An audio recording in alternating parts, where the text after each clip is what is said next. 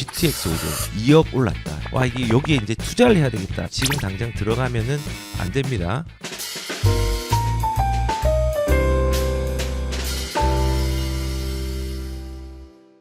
가장 큰 이슈였죠. GTX 이슈입니다. 이 GTX 이슈를 믿고 우리가 집을 사는 게 맞는 걸까요? 아니면은 조금은 조심해야 되는 걸까요?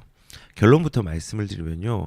조금은 조심해야 되는 부분들이 있다고 저는 생각을 합니다. 그렇다고 이거를 저는 한시적으로는 조심을 해야 되지만요.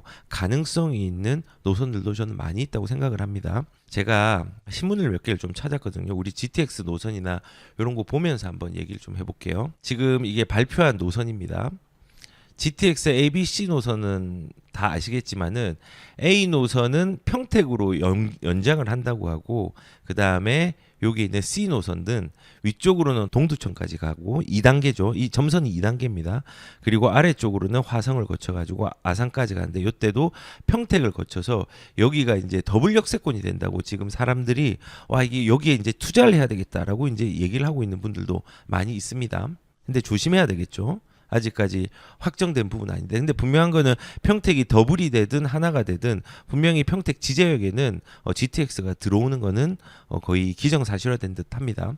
D노선도 괜찮습니다. 요것도 뭐 이렇게 갔다가 D노선 과거에 서부권 광역 급행 열차에 대한 계획들이 예전부터 꾸준히 있었던 그 노선입니다. 그 노선이 이번에는 GTX D노선이라는 방향성을 가지고 이렇게 왔습니다. 그런데 광주, 곤지암, 원주까지도 이제 연결을 시킨다고 하고, 여기 지선이 8단까지 연결되는 게 있습니다. 요 연한 분홍색은 이제 2단계입니다. 그래서 이렇게 Y자 형식으로 한번 갔다가 쭉 가서 삼성역에서 다시 Y자로 이렇게 이제 가는 방식으로 될 거라고 하는데, D 노선도 완전하진 않지만 일부 노선은 될 가능성들이 크고, 일부 노선들은 아직까지 더 지켜봐야 되는 상황, 특히 2단계 이런 거는 더 지켜봐야 되는 상황이라고 저는 생각을 합니다. 그리고 이 노선 요겁니다. 인천공항에서 이렇게 왔다가 대장지구 지나서 연신내 갔다가 광운대 역세권 갔다가 덕소 갔다가, 이거는 사실은 왜 연결하는지 모르겠습니다. 저는 조금은 이해는 되지 않는 노선인데, 요게 이제 예타가 어떻게 잘 나올지 이거는 좀 지켜봐야 될 일이고요. 그리고 여기 동그랗게 두르는 거, 이게 F 노선, 제일 현실성이 없는 노선이라고 생각을 합니다. 예, 그래서 저는 이 F를 바라보고 집에 접근하지는 않았으면 좋겠습니다. D도 일부를 바라보고 갈 수는 있지만은 D도 너무 확정적으로 바라보고 가진 않았으면 좋겠습니다.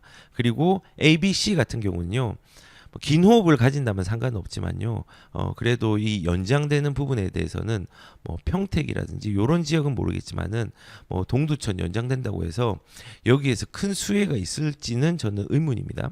그래서 우선 이 지역 전체가 뭐 지금 발표를 역대급으로 교통 정책을 펼치고 했다라고 생각을 하지만은, 우리는 중요한 게 뭐냐면은 여기 보신 바와 같이 총선의 정책을 혼돈하면 안 됩니다. 총선이 가까이 왔기 때문에 총선용의 정책들을 실제적으로 실현된 정책으로 혼란스럽게 접근을 하시면은 안 됩니다. 그리고 두 번째로 우리가 좀 중요하게 생각을 해야 되는 건요, 제가 여기서 말씀드린 것처럼요, 실현이 되더라도 계획대로 준공될 시기를 정확하게 알 수 없기 때문에 정책적으로 무조건 반응을 하면은 안 된다는 거를 말씀을 드립니다. 왜냐하면 혹시 예전에 이런 걸 기억을 하실지 모르겠습니다. 예전에 서울역까지 52분 지하철 4호선 남양주 진접선 운행을 시작을 한다라고 얘기를 한 게 진접선입니다. 진접선이 진접, 오남, 별내 지금 개통을 했죠. 지금은 실질적으로 개통을 했는데, 원래 이 4호선 진접선이요, 2019년에 준공 목표였습니다. 그런데 얘는 작년에 준공이 되었죠. 거의 4년이 미뤄졌습니다. 지금 말씀드리는 건 뭐냐면요. 우리가 실질적으로 실행이 된다고 하더라도 정부에서 나왔던 정책만큼 이렇게 직접적으로 바로 반응해가지고 이 기한을 맞춰서 실현되기는 어려운 경우들이 많습니다. 보통 우리가 준공이 된 지하철이나 열차는요, 우리의 출근 시간과 약속 시간을 지켜주지만요, 준공을 위해서 계획되고 있는 공사하고 있는 이 준공의 시기는요, 약속을 지키지 않습니다. 그렇기 때문에 이 시기에 맞춰서 뭔가를 접근하는 것들은 조심해야 되는 부분들이라고 말씀을 드립니다. 그리고 우리가 알고 있는 별내선이라는 게 있습니다. 별내선. 예, 별내선도 보시면요. 2020년 12월 달에 뭐 교통망 계획에 넣어서 2020년까지 건설할 것으로 건설교통부에 그 당시엔 건설교통부죠. 제안을 했습니다. 제안을 했는데 2000년도에는 2020년에 건설할 걸로 이제 예상을 했었습니다. 그런데 별내선은 이제 뭐 조금 바뀌었죠. 나중에 좀 바뀌어서 2015년도에 어떻게 발표했냐면은 복선전철 별내선 609 연내 착공을 했는데 2021년도에 준공을 목표로 한다. 1년이 또 연기가 되었죠. 또 보시면은 2021년도에 3월 달에 보면요. 이 609 준공을 늦춰 2021년도가 안 되고 2022년도로 준공 기한을 늘리게 됩니다. 2022년 12월 30일로 1년 이상을 연기를 했습니다. 그래서 요거 보시면은 2022년도로 연기를 했는데 이 이전에도 8호선 연장 보시면은 이거는 2018년도죠. 2018년도에는 2022년도에 완공할 것이다라고 얘기를 했는데 또 보시면 지하철 8호선 한강 하저 터널 구간 관통에서 2023년도의 목표 또 달라지죠. 2021년도에는요. 그리고 싱크홀이 한번 생기죠. 2020년도에 싱크홀이 생긴 부분들로 공사가 좀 중단이 된 적이 있습니다. 네, 중단이 된 적이 있는데 별내선 결국은 또 연기가 되어서 2023년 6월로 연기, 6월 28일인가로 이제 개통 예정인데요. 이번에 이 이상은 연기가 되지 않아요. 저희 이제 준공이 거의 다 돼갑니다. 그래서 제가 말씀을 드리고 싶은 건요. 우리가 이미 아까 처음에 첫 번째 얘기했던 게 총선용으로 되는 거와 실제 실현되는 부분에 대한 부분은 혼재되어 있기 때문에 구분해서 가야 된다고 말씀을 드렸습니다. 그리고 두 번째는요. 실현이 된다고 하더라도 계획대로 준공될 시기를 알 수가 없습니다. 제가 비단 진접선하고 그리고 별내선만 얘기를 했지만요. 별내선은 24년이 걸렸습니다. GTX도 꽤 오래 걸렸습니다. 이 GTX가 나왔던 건요. 김문수 전 도지사, 도지사가 이제 발표를 해가지고 이제 시작이 된 거잖아요. 꽤 오래된 겁니다, 이것도. 그리고 이런 우리가 실현되더라도 계획의 준공 시기를 알 수 없기 때문에 이 시기에 맞춰가지고 뭔가를 해야지라고 해서 덜컥 들어가면요, 우리가 실수할 수가 있습니다. 시기를 알 수 없습니다. 그리고 저는 또 좀 중요하다고 생각되는 게 뭐냐면요, 이 교통정책의 이슈 직후엔요, 오버슈팅이 일어날 수 있습니다. 실질적으로 오버슈팅이 지금 일어나려는 조짐이 보이는데 지금처럼 거래가 조금 안 되는 시장에서의 오버슈팅은 더 조심해야 됩니다. 지금 서울까지 30분 GTX 발표 하루 만에 3천만 원 뛰었다라고 이제 26일 날 나왔어요. 25일 발표한 게. 그런데 오늘 나온 발표를 보면요. 강남까지 20분 GTX 어제 2억 올랐다. 집주인들 난리. 이제 GTX AC 노선이 평택에 이제 더블 역세권의 기대감에 수억이 올랐다고 했는데요. 요거는 조금 조심해야 됩니다. 이거 그냥 GTX 들어간다고 지금 당장 들어가면은 안 됩니다. 오버슈팅이 될 가능성도 있고 이거를 받아줄 사람들 시간의 간격들이 조금 필요합니다. 근데 요렇게 거래가 안 될 때에 이런 호재들은요. 원래 상승장인요. 예민하지 않은 호재에도 크게 반응하는 게 있고요. 하락 같은 경우나 시장이 조금 둔화되었을 때는요. 이런 호재 자체가 민감하게 반응을 하지 않을 수도 있습니다. 그런데 지금 이건 뭐 역대급으로 그냥 교통 호재들을 조금 발표를 해버리니까는 여기에 대해서 오버슈팅이 될 수 있는 여지도 있는 지역들이 조금 있습니다. 그 지역이 제가 생각할 때는 평택이 그 중에 하나라고 생각하는데 보시면은 강남까지 20분 GTX 호재가 2억 올랐다. 주민들만 난리라고 했는데요. 요걸 왜 조심해야 되냐면요. 예전에도 이런 유사 사례가 있었습니다. 안산의 상록수역 지금은 이제 확정이 되었죠. GTX C 노선 정차 사실상 확정하고 2022년 2월 24일 날 나왔죠. 그런데 이게 2021년도에 GTX 정차 소문에 호가가 2억에서 4억으로 뛴 적이 있습니다. 이때 상록수역 앞에 엄청나게 뛰었습니다. 그래서 오버슈팅이 확 돼버렸죠. 이때 저 들어가지 말라고 했습니다. 방송으로도 얘기를 했습니다. 보시면은 이게 얼마나 뛰었냐면요. 이때 보시면은 월드 아파트라고 상록수역 바로 앞에 있는 5층짜리 재건축 아파트입니다. 예, 오래되었고 1988년도에 지었으니까 재건축이죠.